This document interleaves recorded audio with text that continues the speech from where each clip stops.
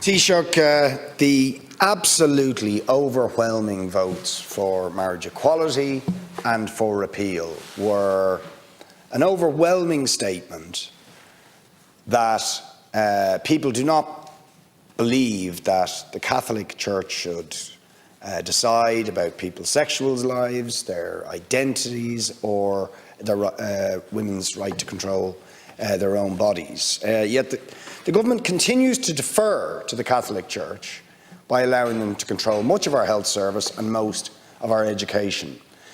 But one of the most egregious failures to fully remove the power of the Church over people of this country is in the area of access to abortion for people with pregnancies where there are fatal fetal abnormalities. I mean, this is really shameful, okay, that because we brought in limits around 12 weeks and a requirement for 2 doctors to sign off that a fetus wasn't viable, many people struck with the tragedy of a wanted pregnancy affected by, but that is not viable because of fatal fetal abnormalities are having to continue to travel to Britain for abortions.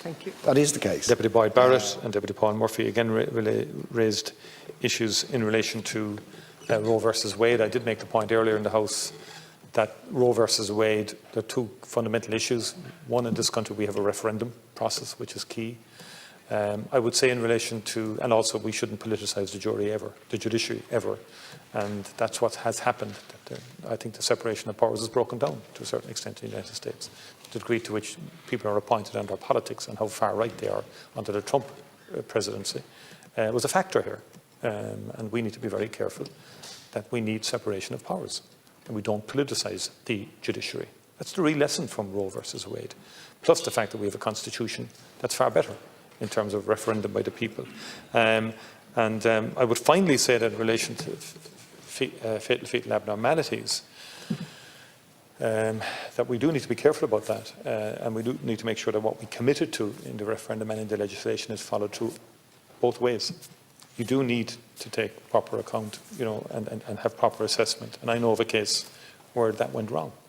I'm sure you must know of it as well, and has been raised, where on the face of it, the proper assessments didn't take place.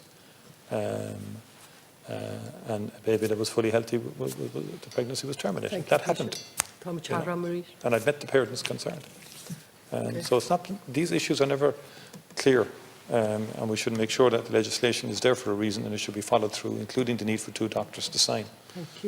That's very important, Deputy, and I wouldn't be as dismissive of that as you seem to be.